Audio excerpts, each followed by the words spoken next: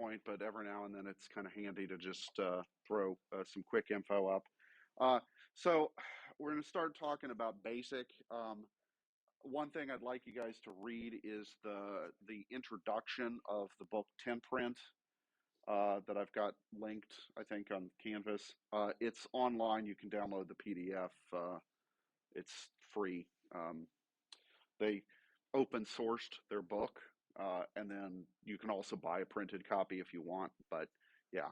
Okay, so I wanted to kind of talk through basic because for multiple reasons. I mean, from a programming standpoint, like you guys are all more advanced than that, than basic, but the basic on the C64 sort of plays two roles. One, it's a language you've got to be able to program with that's already there. But two, it's also kind of the operating system, right? So if I want to load or run programs, I'm actually using a basic in the terminal that pops up in order to do stuff. Okay. Um, and so, right. Okay. So just some quick history about what BASIC is. It stands for Beginner's All-Purpose Symbolic Instruction Code. It was created at Dartmouth in 1964. Fun fact, most of the early Wabash faculty, the Caleb Mills, a lot of these guys were themselves educated at Dartmouth. And I've been told by people that if you go to Dartmouth's campus, it looks and feels a lot like Wabash's campus in terms of the architecture and the red brick and kind of all of that sort of stuff. So just kind of fun fact. Now, of course, in 1964, nobody had a computer on their desk. What you had on a desk was a terminal, okay, that would be connecting to a mainframe, and the mainframes or mini computers, like a mini computer would be something that's like the size of a refrigerator, roughly. Um, and in 1964, there was exactly one computer on this campus. It was a IBM 11, IBM 1620. No, I have no idea what happened to it, but that'd be cool if we still had it. We have parts of the PDP-11, which was, I think, the second or third computer we got. Um, yeah. I'm not sure, but yeah. Um, that's a good question. I'm not actually sure when the first true computer science class was taught. Um, but originally, like the people that would have been using this would have been the science faculty and math faculty. And so it might have been the case that you were learning some of this along in the context of another class, like, hey, we need to do this calculus. Let's learn how to program the computer to do it for us, sort of thing. That's a good question. I really actually don't know. So, yeah. So these were, you would have used a timeshare mainframe, and which could mean a couple things. So there might have been a terminal that would connect to it that you could work with. That was essentially just a keyboard and a display unit, but none of the computation was happening locally. It was all happening on the big machine. Uh, or, of course, in the 60s, right, the mainframes and mini computers, you would have programmed and interfaced with punch cards. So you would take your stack of cards over and probably programming an Algol or maybe Fortran or something, and you take your stack of cards to the thing, and it would read them in, and then a lot of times the way that this would work is that it would get stored in a batch, and then in the middle of the night when nobody was actually using the thing live, all of these programs would run, and you'd go and you'd pick up your output the next morning and your stack of cards back. And if it didn't work correctly and there was an error or something, then you'd have to wait again and try again that night, right? So it used to be a lot slower. Um, So the first basic for a microcomputer, and the distinction here between a mini computer, like I said, would be something that would be the size of a refrigerator, roughly, and that you could put in essentially any room that you wanted. Um, Whereas early mainframes and stuff would take up significant portions of a room this size. Um, so microcomputer is something that could fit on your desk, like the Commodore or whatever. So the first BASIC was coded by micro-soft, and then they eventually got rid of the hyphen to become Microsoft, right? So Microsoft's BASIC essentially became the de facto standard in the late 70s um, because it was on all three of the Trinity, so the TRS-80, the Commodore PET, and the Apple II, all were running basically Microsoft Basic. Okay, and that's kind of how that company got its wheels. So basically, the code in Basic. I know we're going to make that joke more times than we care to count. Uh, significant chunks of it were written by Gates, right? So yeah. Okay. So the structure of this of a basic program is a little bit different than Python or C. Um, each line of code has a line number. You can have variables be whatever you want them to be, but at least on the Commodore version of it, the interpreter actually only checks the first two letters. And what that means is that if you have two longer variable names, but that match in the first two letters, the interpreter can't tell the difference between them. Okay, so you have to be a little bit careful in your choice of variable names. So, for example, A and AA are different, but AAA and AA would be treated the same by the interpreter, even though they look like they're different names. So that's an idiosyncrasy to the Commodore version of it. I think some of the other earlier versions is that um, uh, it's not uh, yeah, it has that thing. Now, when I learned BASIC with QBasic, Quick Basic, later variant of it, that issue was not a thing, right? So it didn't matter. Um, so variable types can be numeric, float, or integer. The default is float. Okay, so essentially everything numerically is handled as a float, even though there's no hardware floating point unit. Um, this was maybe a wise choice for a beginner language because you don't have to worry about type conversion, right? If you have 2 and 2.5 and you want to add them, you don't have to worry, is it an int, is it a float, or whatever. If everything's float, then you're fine, okay? You can force it to use an int for certain things, and in some cases that can speed stuff up, but for the most part, you don't really need to worry about it. They're not encoded in IEEE format like we learned about in 241 or 101 because that didn't exist yet. It's sort of like it in the sense that there's a exponent and a mantissa and a sign bit, but it's not arranged the same way, and the properties don't perfectly match with the IEEE formats. We'll talk about the differences later. Um, and you can also have string data types. They're encoded sort of like ASCII, but it's not perfectly ASCII. It's called PETSCII from the Commodore PET. Um, it, for the text part of it, it's essentially ASCII, right? So, and the numbers match, right? So the space is hex 20, and the capital letters are all where you'd expect them to be, and yeah. So some parts of it are the same as ASCII, but not the whole thing. It's got usual control structures, right? So what makes a programming language a programming language? What do you need? You need loops and you need conditionals, right? That's the secret sauce to all of this.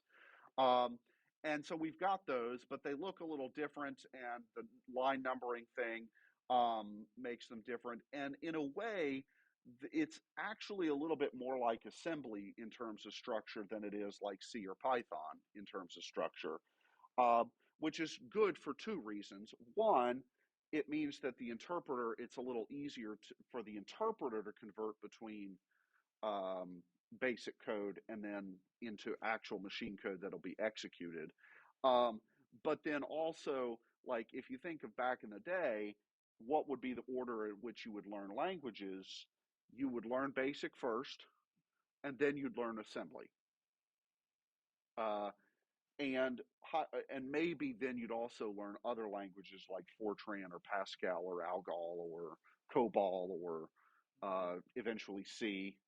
No, you don't want to do COBOL. Yeah, you can make a lot of money though if you're good with COBOL.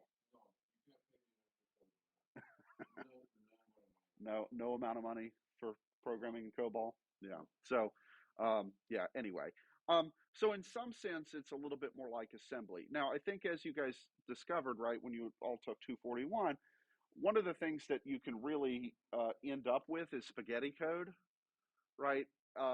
Where you're jumping to places, right? Because you had branches like BLs or Bs in a lot of places, and it could be really confusing to follow where the hell are you in the code.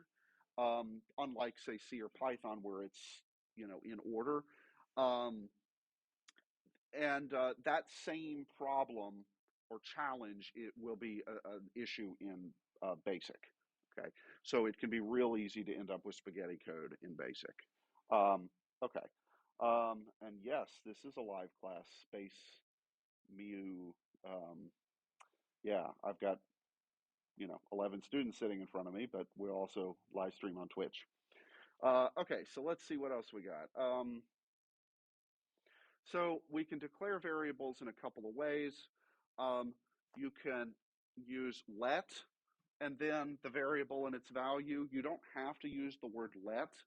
Um, it's an optional thing, but doing so, I guess, partly makes your code a little bit more readable. I also wanted to say, okay, how do we do commenting? In C or something, there's the double slash or the, percent slash, or right. Every language has some sort of way to put in comments in your source code. Basic is no different. But you have to type the word rem for remark, and then everything after that is ignored by the interpreter. Okay. Um, and then I can define a string uh, variable. So for example, here I've defined B as a string variable. Okay. Now this is something interesting. It also handles the data type. So B, the number, and B, the string variable, are actually two different objects, even though they have the same name. And anything that's a string, you have to put the $ after it to indicate that it's a string that you're working with. That's just the way they chose to do it. Okay, so several things here. I've got the line numbers 10, 20, 30, and so on. Um, Doing it in jumping by 10 each time was pretty common for back in the day. You could go back and redo it and do 1, 2, 3, 4, and so on. Oh, yeah, totally.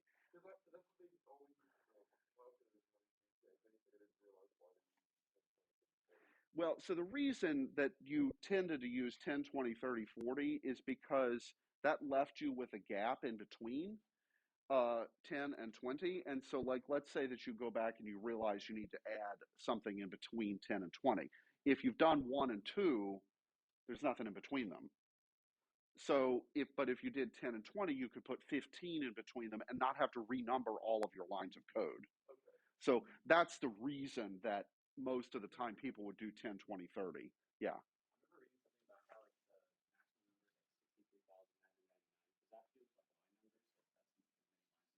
Um, well, sort of. I mean, yeah, there's only 64K of memory on the entire machine. But the way that the line numbers are stored is as a 16-bit number. And so the maximum thing that you can encode with 16 bits is 65,535. And so, yeah, that's the biggest line number that you could have. And now, obviously, your program could not have that many lines because the data storage would be way bigger than 64K. So you couldn't load in the whole thing at once and then pass it off to the interpreter. Yeah. So, like I said, the 10, 20, 30 is sort of a good convention to start with when you're writing code. And then if you wanted to optimize it, then what you would do after you were finished is go back and change everything to 1, 2, 3, 4, basically make the number smaller because it would save on storage and uh, make it slightly faster. But um, if you want speed, basic is not the language, right? Basic is easy, not fast. So, well, yes, right, which is what we're going to do, like very quickly, right? So, um, yeah. Okay. So, yeah. Now, the way the line numbers are important because of how you handle conditionals. Um, for example, let's say A is equal to 1. If A is less than 5, go to 40. That's basically telling it a branch to that particular instruction. So, in the same way that in assembly we branch to a label, uh, here we branch to a line number. And yeah, in Vice, we'll get to that. Okay. Yeah, I want to talk sort of overview, and then we'll do this in Vice, actually run these things. Okay. Um, yeah, because you're looking at it and you're like, now what?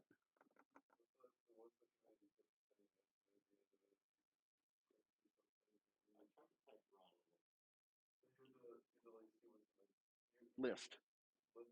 Yeah, list would display the current program, right? So yeah, we'll get to that in a second, so don't worry. All right, so here I could print, and actually the print command allows for concatenation. So if I print yep, comma a plus 5, what'll actually get printed is the string yep along with the number 6. Uh, and so you can kind of build up like you would with printf or something, sort of compound print expressions. Well, not as many as you want, but essentially, yeah. Because one of the other things is that lines, you can't have, I think, more than it's either 40 or 80 characters in a line. Um, and so for complex expressions, you'd have to break things up into smaller pieces. Um, and part of the reason for that is because the display on these things only would do 40 columns of text. That's it, right? And then later, the Commodore 128 added 80 column mode, but that was, 40 column was sort of typical in the day. Um, and Yeah, okay. All right, so we branch to line numbers in for the most part. And then in this case, like, let's say that I set A equal to 7, right? So that this if condition would not happen. Where would the code go next? 30 and then 40. Yeah. So it would get to 40, but it's not jumping directly to it, right? And so this is what I kind of meant where the structure, doesn't this feel a lot more like assembly in terms of branching than the if then else kind of construct in C or Python, right? It's more like the assembly, okay? Which is, I guess, good and bad. Okay, so loops, at least in Commodore Basic, for the C64, there's only one kind, and it's the for loop. Okay, that's actually defined in the this dialect. Um, if you wanted to do some other kind of loop, you'd have to basically roll it yourself. Okay, so if you wanted a while loop or something like that, you'd have to do it with a conditional like if then go to and have branches. Um, and yeah, okay. So here I've got a for loop, and the structure for this is you have four, some variable that you're going to count over. So in this case, I just picked I, for I equals 1 to 10, um, print I, next I, end. Okay, so you have to have basically three pieces: the for part, the next part, and the end part. Okay. And then line 20, or it could be multiple lines, would be whatever the instructions are that you're iterating over. In this case, all I wanted to do was have it print. But uh, yeah, okay. And then, so what would happen here? It would print 1, 2, 3, 4, 5, all the way up to 10, and then it would print finished. Okay. Does that kind of make sense? Yeah. Optional. So this is sort of like in Python, when you do a for loop, for I in range, blah, blah, blah. And then if you put the third thing there, you can have it count up by twos or count down by -1 or whatever. If you do after where it says 210, if you add step two, that'll count up by two instead of by one. Okay.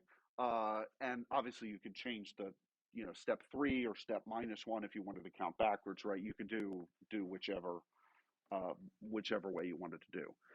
So other loops, you're going to have to make them either using a for loop or conditionals along with gotos. There is, other dialects of BASIC. For example, like when I learned Quick Basic, uh, there was a while kind of construct, but it's not in Commodore BASIC. So it's just that's what you got. But that's okay. Let's see, what else do we have? Rest of it, read the manual. Okay. The Commodore 64 Programmer's Reference Guide, which I'll put the PDF of that up on Canvas. There's a bunch of examples, and then I wanted to do some live coding with this today. And then we'll talk about basic tokens in a minute. We'll come back to that. So, okay, so kind of that's just the quick and dirty intro to BASIC. So let's get our hands dirty on the computer. Okay, so today deliberately I'm going to do everything in Vice.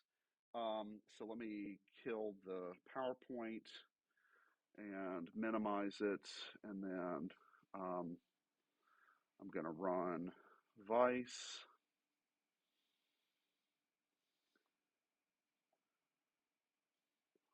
Okay, so it's this, and just for funsies, I'm going to change the audio output to the output to here. Okay, for reasons that'll become clear in a moment. Okay, so let me make this a little bigger so we can see it. Okay, so let's take what was the conditional one? Let's just do that program. Yeah, okay, so I had 10, let A equal 1, 20, if A is less than 5, go to 40, 30, print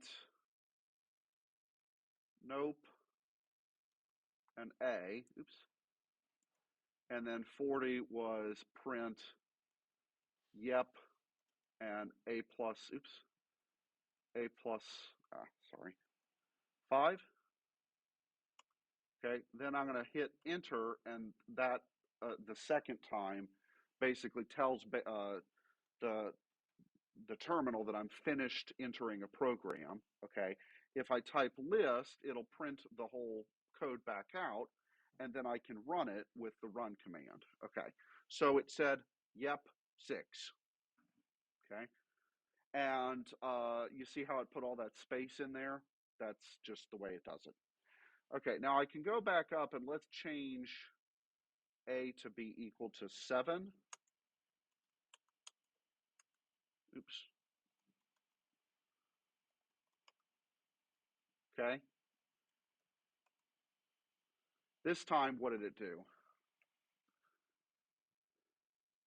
It printed nope and then 7 because it did not skip past line 30, right? So the branch did not get executed, and so it just moved to the next line, okay?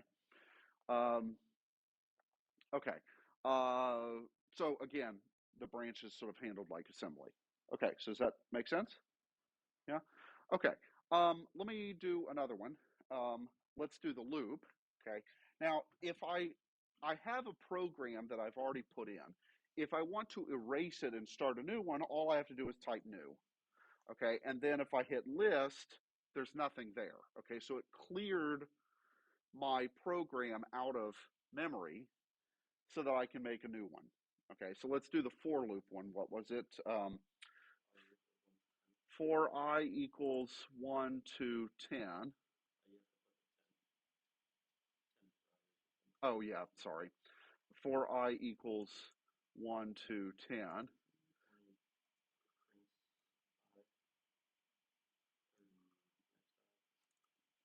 Oops.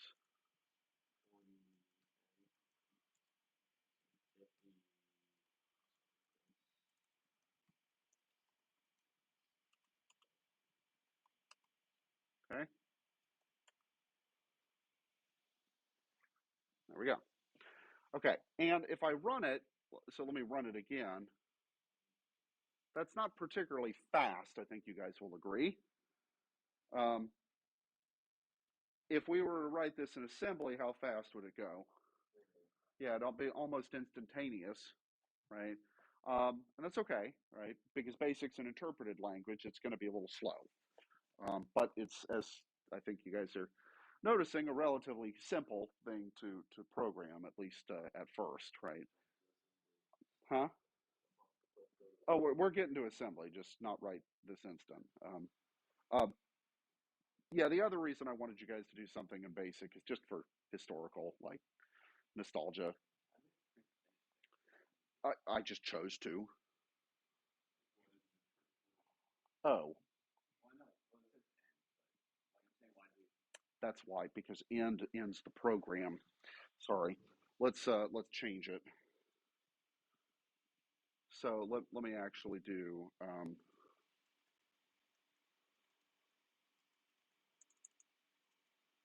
oops.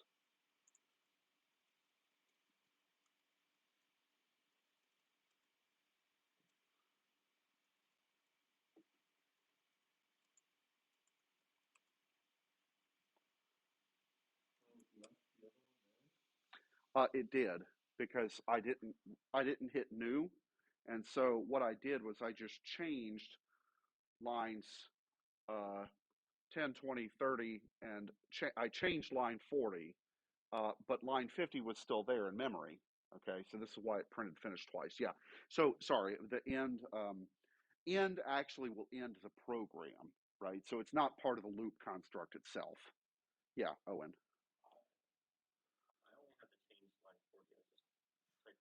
Yes, you can just do that. I just went ahead and typed them for my own. Yes, exactly. Okay, but I didn't have to, right?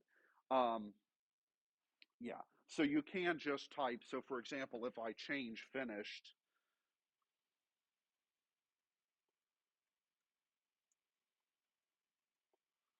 right, then it only changed that line number. The rest of it's still in memory, so we're all good. Okay. So this is nice, right? Because you don't have to go back and retype the whole damn thing. Yeah, okay. But if I want to do something, so like let's say that I do type this,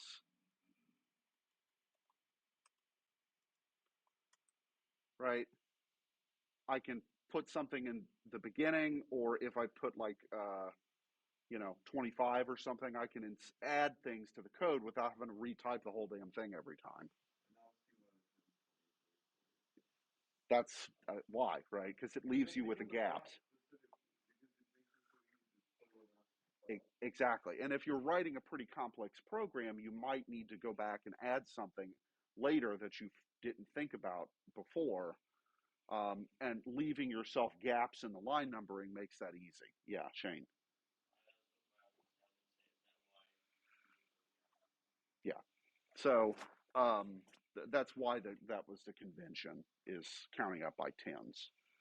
I mean, you could count up by anything you wanted. You could do hundreds even, but the odds are you aren't going to need to add more than a few lines of code in between two things you've already written. And so 1020 was the sort of convention. Okay. Okay. So does this kind of make sense? All right. So then let's do a string variable too. So let's see. Let's let a equal 1. Oh, sorry, I forgot the line number.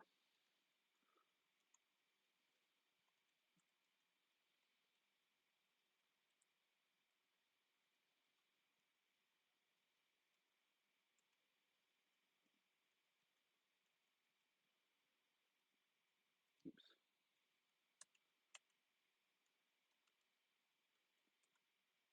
Okay, so this is demonstrating two things. One, the string versus a number, and two, that the data type is, in a sense, part of the variable.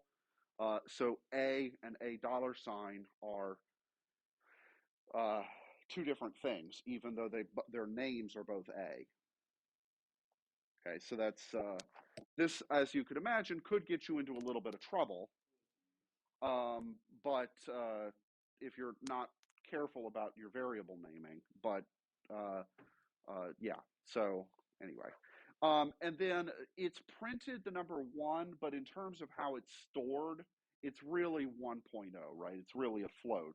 And the printing function, if you have like 2.0, it's only going to print 2. So it's going to truncate off decimal points when um, yeah, if there's zeros, okay, and just I mean that's kind of nice. So, okay, all right. So let me start then with another program. I'm just going to do another Hello World example, okay, and so let me do new, and let me do 10 print. Um,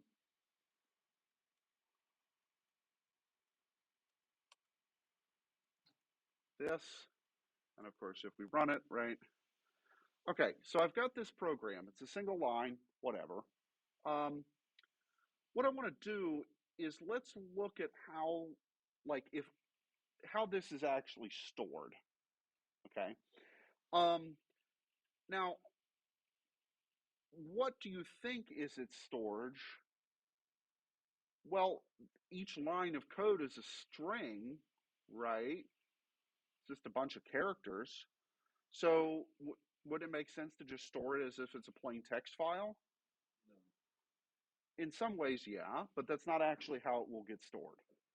It's almost stored as a plain text file, but with some details, okay, called tokens. Okay. So what I want to do is let me save this thing, and this is where Droid comes in. Okay. I'm going to do two things. First, I'm going to do attach a disk image, or actually, I'm going to create and attach an empty disk image. And I first need to define it. So let me go here and let me do class Jan 20th. Okay.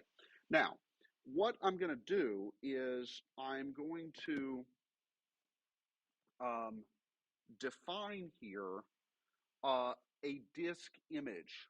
So, in the same way that you guys probably are used to working, well, especially the Mac users, right? Mounting a disk image and the treating it if it's as if it's a virtual hard drive, okay? Or when you pop like a USB stick into your machine, it gets mounted and you can read and write from it, right? So um, the emulator, because it's not as if I have my floppy drive hooked up to this thing, the emulator allows for you to have virtual images of floppy disks, okay? And the emulator and the real machine would sort of think that it's actually working with a floppy drive, okay? The file format for these are called D64 images. Uh, D for disk and 64 because it's the Commodore 64. Okay. Now there are other formats, though. So the D64 is the default, but if you'll notice, there's 67, 71, 80, 81, and so on. Okay, the reason for those is so Commodore, the original disk drives that you could get with these things, and the VIC-20, which came before it, was the 1541 was the model name for the disk drive. Okay, and that's what it was, a standard thing. Each disk could hold, I think, what was it, 180 kilobytes or something like that. So not huge, but that's what everybody had. Okay, and then when the Commodore 128 came out in 86, 85, they released a new disk drive, which the model number was the 1571. Okay, and it had a couple of capabilities. In particular, it could read both sides of the floppy at the same time. And so floppies were kind of like records. I don't know, has anybody used a vinyl record ever? Right. Yeah, well, yes, you also have used a floppy. You'd flip it over, right? You had side A and side B. Okay. And if you wanted to play what was on side B, you'd have to stop the record, move the needle, flip the thing over, and put the needle back on, right? With 1541, it was the same way. Some software, that if it was bigger than what could fit on one side of one floppy, they'd be double-sided, but what you'd have to do is actually eject the disk, flip it over, and put it back in. Okay. The 1571 could read both sides simultaneously. Now, this did present a problem, though, because which direction did it read the back side? The opposite is if you had flipped it over, right? So that meant that double-sided discs that were made for a 1571 were not compatible with double-sided discs made for a 1541. Okay. Yes. Huh? Yeah. Well, I mean, this is it is, right? But this was the thing, right? Um, so yeah, people, they made decisions and then boxed themselves into a corner, and well, there's plenty of corners that we got boxed into. Okay, so a D64 is essentially mounting one side of a floppy that could be read by 1541. It's a single side of a single floppy. Okay, and you can have multiple of these things and switch between them. Which would be like taking the floppy out and putting it back in and upside down. And right, okay, so what I'm going to do is I'm going to create a new floppy called Class Jan 20th, and that's the Class Jan 20th is its name for the modern operating system and file system. But the name here would be, if I just typed class, and let me say ID 0, okay, and let me save this, I'll just put it on the desktop, then it is now mounted to the computer, okay? And let me go back up here.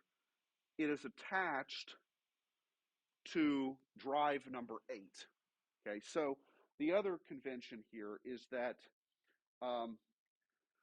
drives or things that you would attach to the computer all had an ID number, okay?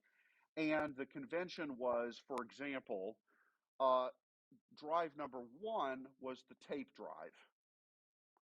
Drive number 4 would be the starting one for a printer.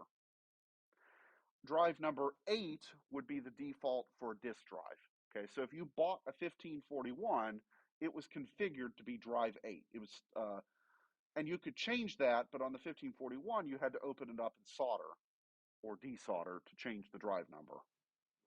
Okay, now later, so a common mod that people would do to their 1541s is put dip switches and then solder those to the connection points on the board so that they could, on the back, just change the settings, 2 dip switches, and that gets you 4 different options, 8, 9, 10, and 11.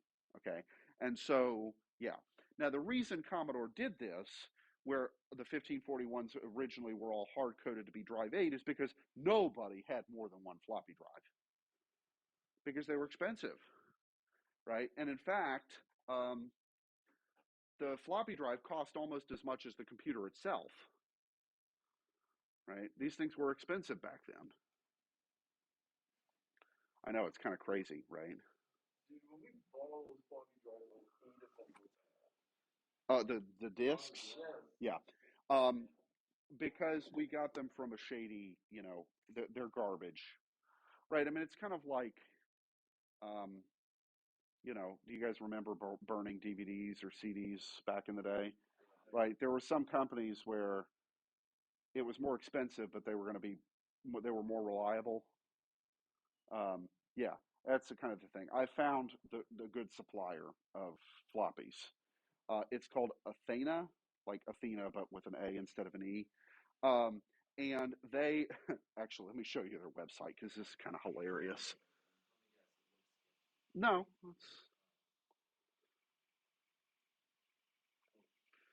okay. It's relatively, they sell duplications and things like that.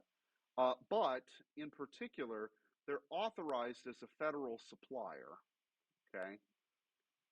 And if we go to diskettes, you can see all the different things that they sell, right? So, click to order 5 1/4, and even old 8-inch diskettes, which was the original format. Um, these 8-inch ones. Uh, okay, let me ask you a question. Why do you think there's still a company that's around and they are a federally authorized supplier for floppy disks? Yes, Cole.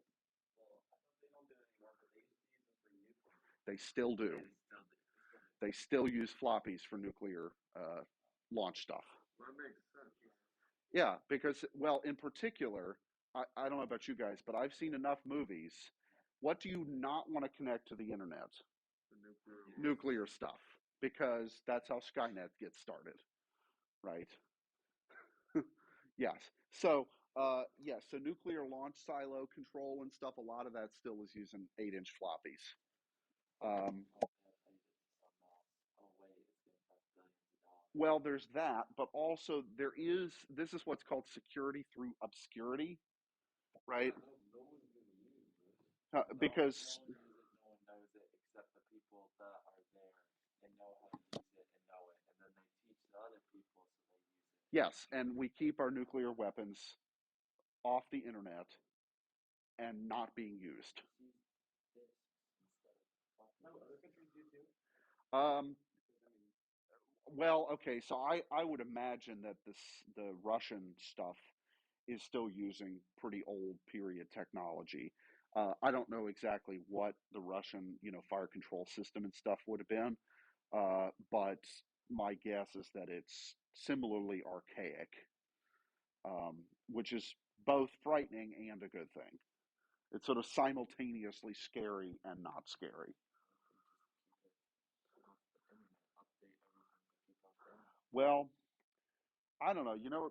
I have a better solution, which is just we just not have nuclear weapons. So like, what Right, that's the other choice. What are the odds that you're like you're trying to update, say, your nuclear facilities, and like You you accidentally. accidentally unplug something that was a switch that had it on off, and then that switch is now on, and then like everything just goes off. Because that's what I would be thinking when you're trying to upgrade this stuff, and you can't keep everything in like a frozen. You know what you do?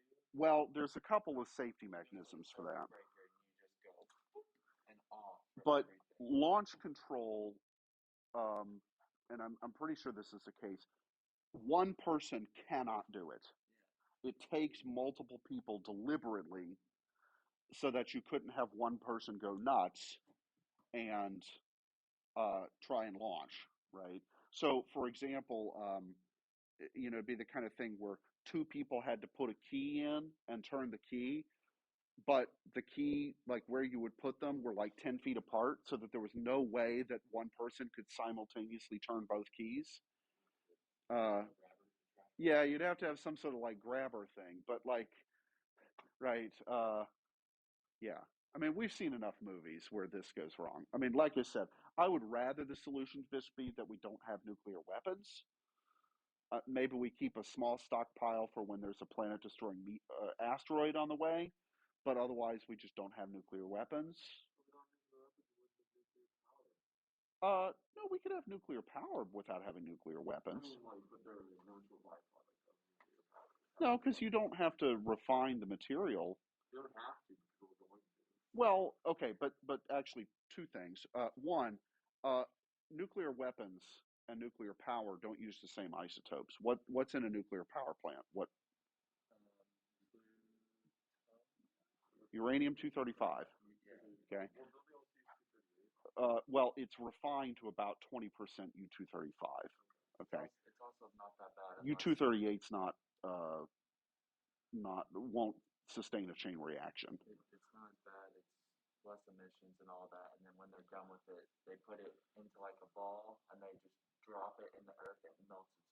No, they don't. They put it. No, no, they've never done that. So, yeah, fake news, bro. No, so no, this stuff is encased in concrete and put in like barrels, and then we're still not sure what to do with the nuclear waste. We ought to reprocess it, but okay. Anyway, so no, it's all using uranium. Nuclear weapons haven't used uranium since the 50s. Okay, now it's all well, like in World War II, right? We dropped two nuclear weapons on Japan, right? Both were fission bombs, but Fat Man was the plutonium-based solution, which used explosive lenses to compress a sphere of plutonium, okay, into a critical mass. Uh, Little Boy was a uranium gun type thing. Which one had a better yield and was more efficient? The plutonium one, right? But the plutonium one was much more complicated to design and build. And so that was the one that we tested at Trinity. The uranium gun design was never tested before it was dropped, right? So Hiroshima was essentially the test, but it was considered so reliable of a device that it would definitely work, and there was no need to test it.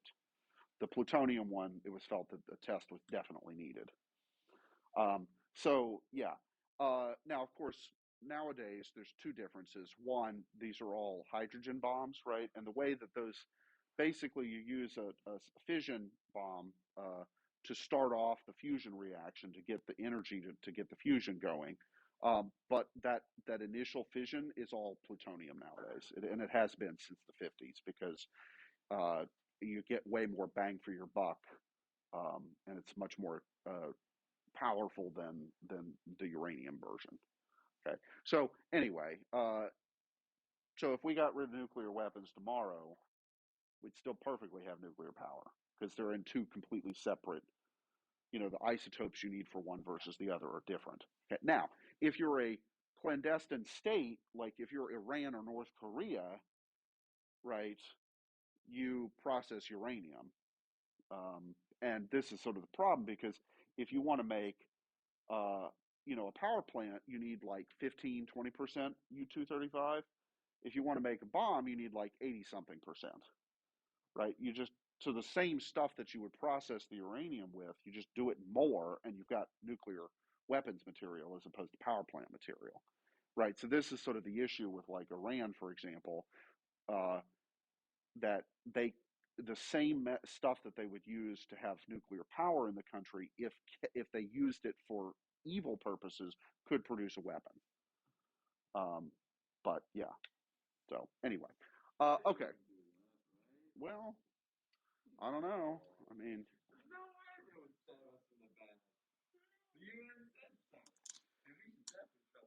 well, now actually, I think Iran's not so much worried about us. Who are they worried about? Mm-mm, mm-mm. I mean, and even with the whole Shia Sunni thing, Israel. That's who they're worried about. Because the Israelis definitely have nuclear weapons, even though they don't acknowledge that they have them. They totally have them. So yeah. Okay. Anyway. Yeah. So Okay, so I've just mounted the image, and if I do the following, okay, load quote $ quote comma 8, okay, what it's going to do is it's going to load $, which is the list of things that are on my floppy. And if I type list, I'm going to see that I have a device connected whose disk name is class and whose ID number is 0. Okay, and it has 664 blocks free. Okay, what happened to my program? When I typed list, what did I see?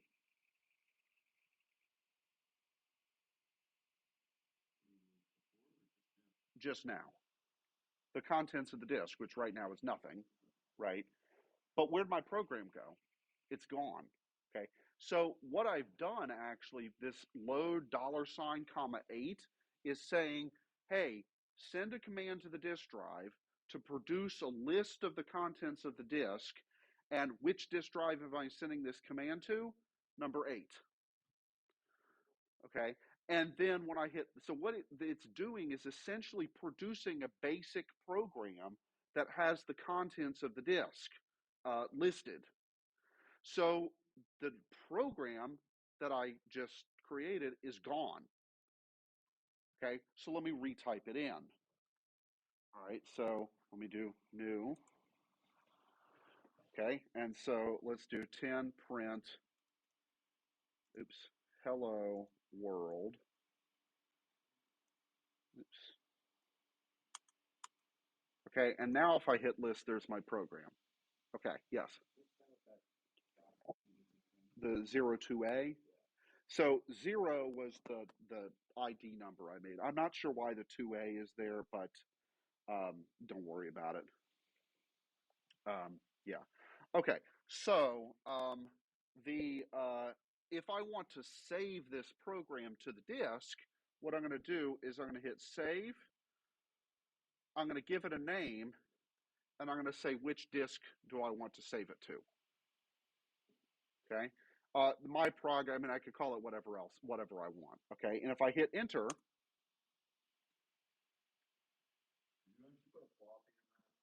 no, but it makes the sound as if a floppy drive is connected. Do you guys like that? Did you hear it? Yeah, let's turn it up. That loads the list of contents of the disk. Let me see.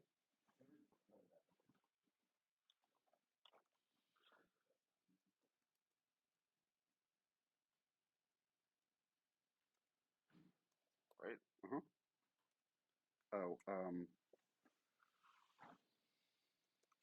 Oh, it's because that's not an L.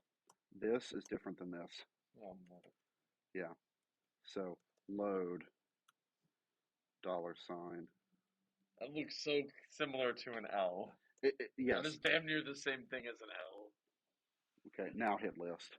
I typed bolded L instead of No, it's actually not bolded L. It just happens to look like it. What is That is part of Petsky, which is how you could do you could make graphics out of pieces of block. Oh, yeah. What the heck? This is cool. Yeah. Spaghetti noodle. Yeah. So, okay. So I have just saved that program to disk. Okay. And if I want to, for example, let's say that I load $8.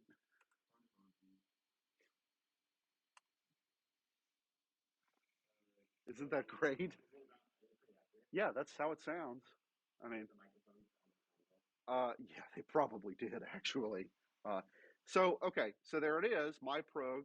And then over here on the far right is sort of the file type, which is kind of like how we use file extensions, right? You do dot something, right? That's how DOS did it. But here, it's stored a little differently. Okay, so now we have a program that took, excuse me, 1 block, and that left us with 663 blocks free. Okay, great. Okay, now, how do I get this on my, uh, how do I open this basically in the Mac rather than loading it, right? So if I want to load it back in, then I would do class, or sorry, my prog. Uh, yes, but when I loaded $, I erased it, Oh, right? Not from the disk, but from memory. So I had to reload it in, and then there it is, right? Okay, so okay, I have my program. Now, you should load my program. yeah, load it back from the disk, right? So I saved it to the disk, and then I loaded the disk directory structure, and I printed that, and then I was like, oh, but now I want the program back in memory. I have to reload it back from the disk. Yes, but this is just the way it was back then. Okay, so I want this on my current computer, but this is where the other program, Droid, comes in. Okay, so what I'm going to do is um,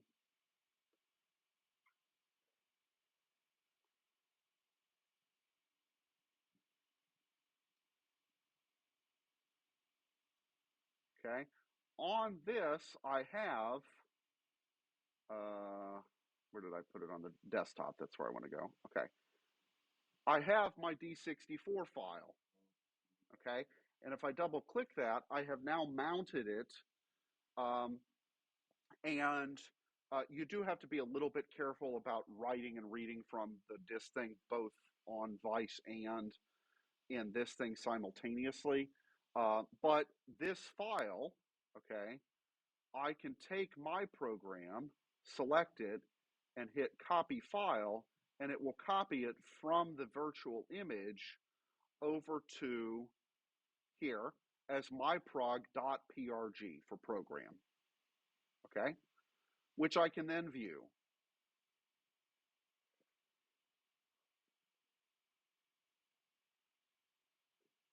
Hmm. Or I can view it in hex.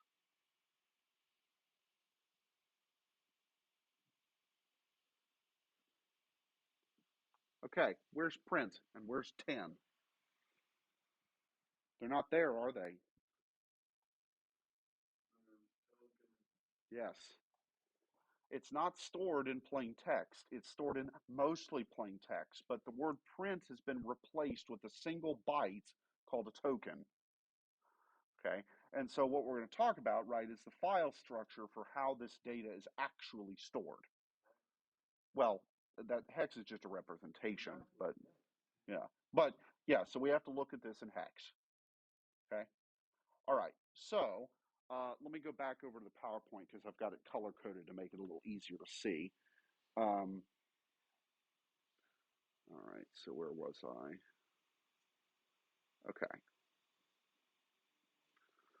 Okay. So this is that program, the Hex Dump, basically. Okay. And I want to identify what are all of the different parts that I've color coded here. And what do you think they are? Well, the easy one is what's the yellow one? That's hello, comma, world. Okay, exclamation mark. So what is hex 22?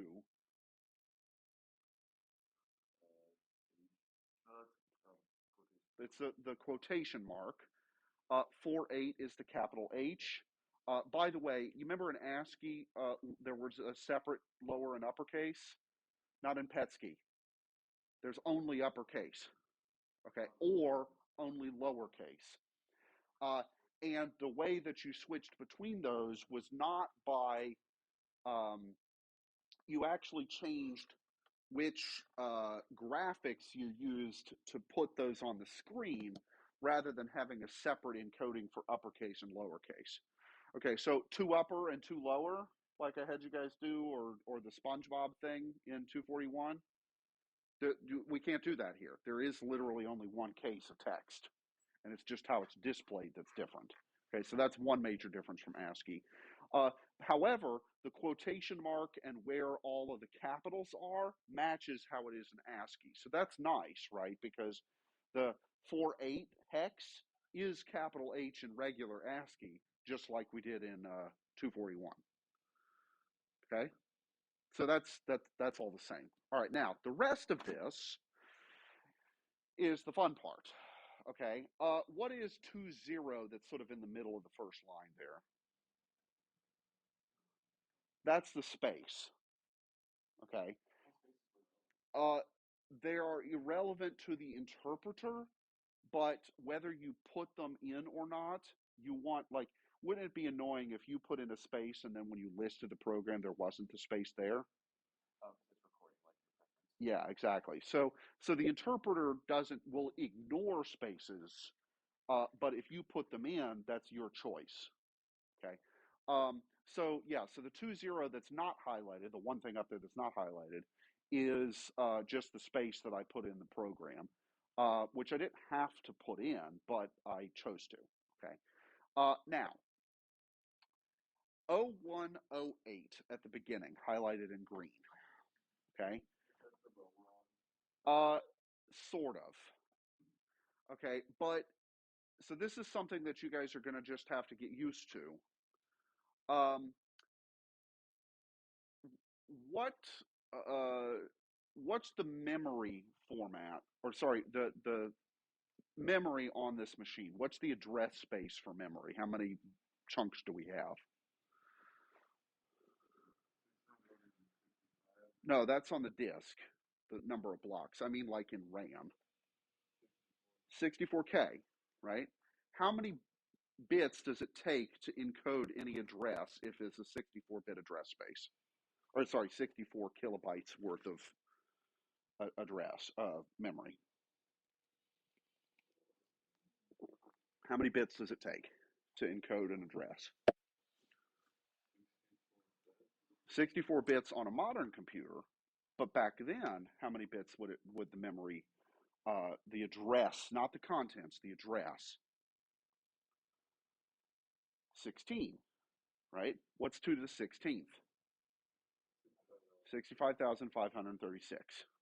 Okay, so this is sort of a little bit of a misnomer. We call this thing an 8-bit machine. Okay, what do we mean when we say that?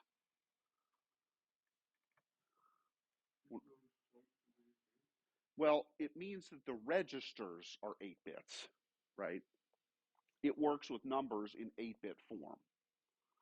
Okay. However, the addresses are actually 16-bit quantities.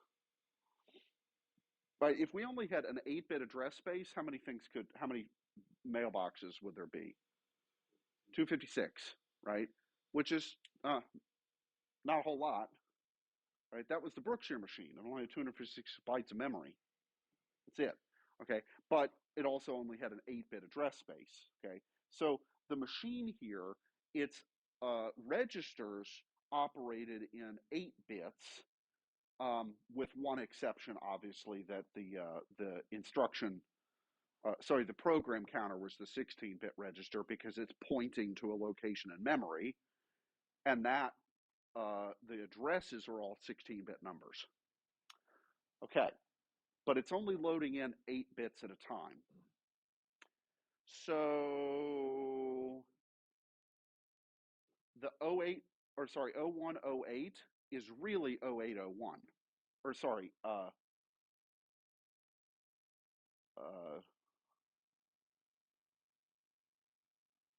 yeah, okay. So the instructions are listed, or sorry, the numbers are listed in low byte order, then high byte, which is backwards from how you would write it.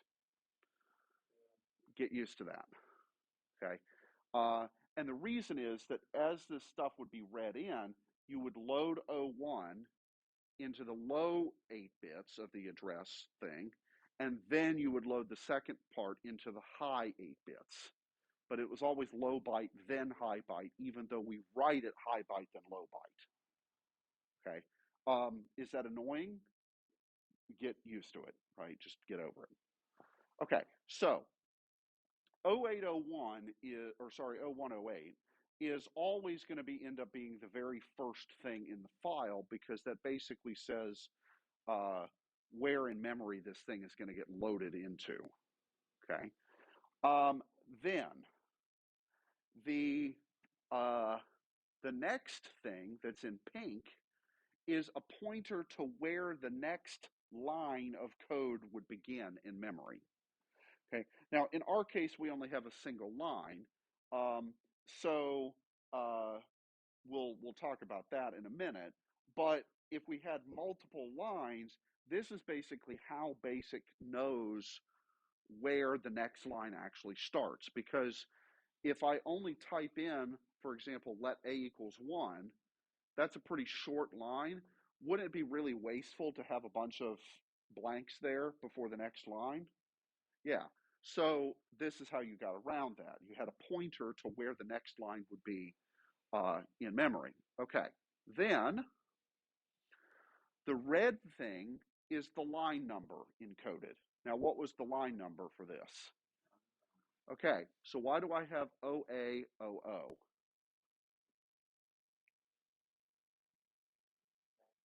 No. Well, it is backwards, right? So it's really OOOA.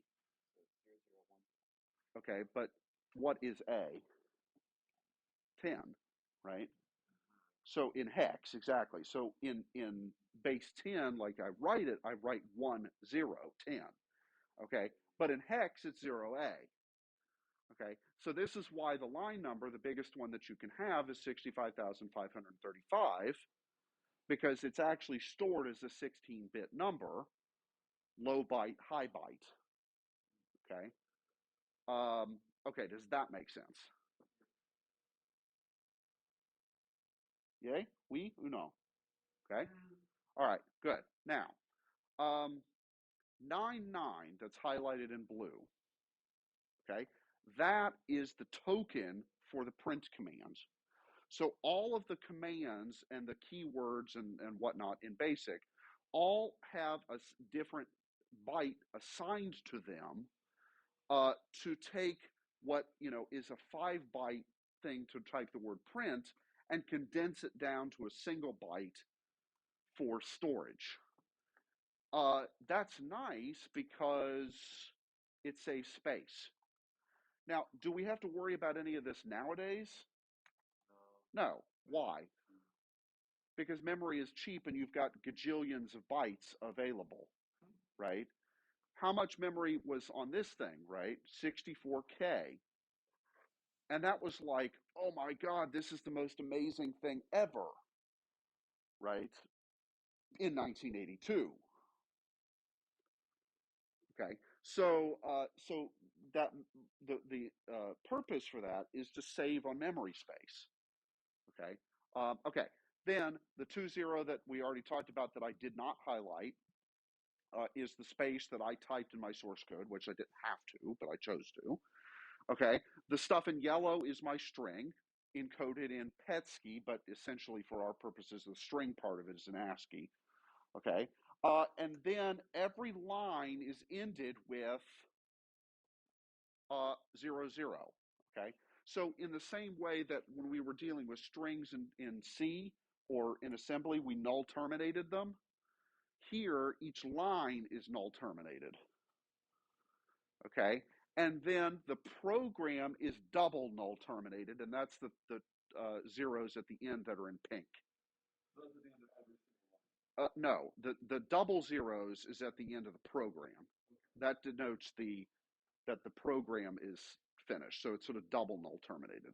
The green pair of zeros is that the line is finished. So the group pair of zeros is null terminated. There's no other thing that shows the zeros. Right. So like my guess is what if you had the OAOO at the end of the 2122 bit of the string is smart enough to tell the difference. Well, sort of, but of course the string, right? This would be different if I put like one of the examples I said print a $, right? Um, yeah. So the the line number being at the beginning there was that's just the order they chose to put everything, and it kind of makes sense to keep it in the same order that it is going to appear when you write it in English, right? It didn't have to be that way, but yeah. Okay. So yeah. So the point here, I guess, is that the text there is almost the same as what I typed in, but it's not identical to it. Okay. And then the 0801 and the 0817. Okay, so let's think about this. What if we look at the memory, right? Where would the 17 be? So this is 1 0, 1 1, 2, 3, 4, 5, 6, 7. Okay, so this is in spot 1 7. So this thing here is saying that is the location of the null terminator, and then the next line would begin here. Okay, with whatever it is. Now, in this case, our next line is all zeros, which tells the interpreter it's the end of the program. Okay, but if I had multiple lines, then what I would see next would be something like 0801. It'd be different. Then, or sorry, not 0801. That's just at the beginning. I'd see something like this pointing to the null terminator of the second line, then its line number, and then whatever tokens or whatever was on that second line. Okay, so does that kind of make sense? Sort of? Yeah? Um, yeah, it does, but I think this, uh, well, okay, so the interpreter really has to do two things, right? It has to be able to execute this code, but if I type list, this is what's in memory, but what actually gets put on the screen? Yeah, what I typed, and so I would see the 10, I would see the word print, everything would be in decimal, not in hex, and so on, right? Um, Yeah. So, why exactly they chose to do it this particular way, not sure, but that's what they chose. So, great. Okay. So, what was sort of the point today, right? We've seen the basics of BASIC. Okay. We've seen how we work with Vice and with Droid. Okay. And how we can transfer files from one place to another. Okay. Now, here's the big problem. What happens if I want to write a basic program on my computer, not within Vice, and not like I want to do it in Atom or Genie or VS Code? We need something that takes plain text basic and converts it to this tokenized form. Okay? So, how could we do that? Somebody has written a program, okay, which I posted on Canvas. It's like list 4 point whatever, okay? Or write it yourself. Okay, now, writing it yourself, though, is essentially writing a compiler, okay, for which, uh, well, okay, in spring of 2020, uh, McCart Lim taught a course on compilers, an entire class just on that subject, okay? So, as you can imagine, that's a pretty complicated thing to do.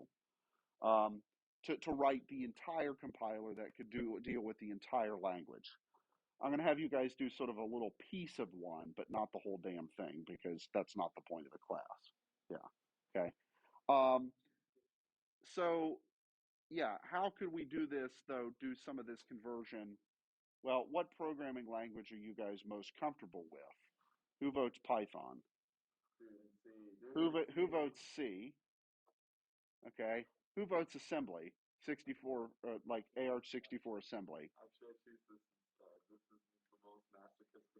Yeah. Okay. So, for the purposes of that little snippet, I'm going to let you guys work in whichever language you want. Okay. However, there's with when it comes to assembly, there's one wrinkle, Rippy, which is what did we never talk about? We never talked about file access in assembly. Well, yeah, but we never talked about the actual file interfacing with the file system. Okay, um, so you could use C to sort of augment that part. Okay, or yeah. So if you guys are going to do this in Python or in C, right? When you guys did stuff in Python, when you when who?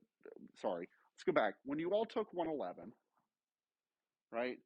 Did you guys learn how to open a file and do stuff to that file and save things to a file within a Python program? Yes. Okay, good. Huh? Was in Java. Okay. Well, did you learn that, but in Java? Okay. So I don't care what language you use for that part, um, but I do expect that you guys can do file opening and writing. Okay. Okay, good. All right, so pay attention to Canvas so I can assign some fun stuff like writing a program in BASIC and writing at least a part of a tokenizer, okay, or detokenizer. You could go either direction, right? Because if I wanted to take this and open it up in Atom and see the 10, 20, and all of that stuff, I would need something that goes the opposite direction, right? So I need both a tokenizer and a detokenizer for us to interface with modern text editors. Okay. All right. Good. All right. I'll see you guys whenever. Huh? Okay. Well, we can fuck with it. Yes, Rippy. What now? Say again. Okay, so when you're loading the body, so it's Mhm. this. So it's load and what is it? Quote $sign Quote $, mhm, comma 8. comma 8, which is the disk. Yeah, so then it has this here, so then I do list, Uh-huh. list in there, and then I have my program, right? Right. Okay. Okay, now load. No. Wrong L. Okay, so but it's load. My progs. My pause. But okay, this is what's weird though. All right, Comma right, comma 8. comma 8, right, Uh-huh. right. Now look what happens when you try to put it in, and I list it. It does that. I think I copied that into it. Yes. Okay. So what happened I is copied that into it. because what you did was when you typed in the program, you didn't hit new. So what you did was you added a line called print hello world, but And then I also copied in the other the other stuff because the size, the numbers, it treated those like they were line numbers, dumb. right? That's dumb. Well, sorry, that happens. So, Alright, no worries. all right, well, So let me you kill want the us to write string. a tokenizer, right? A tokenizer or detokenizer.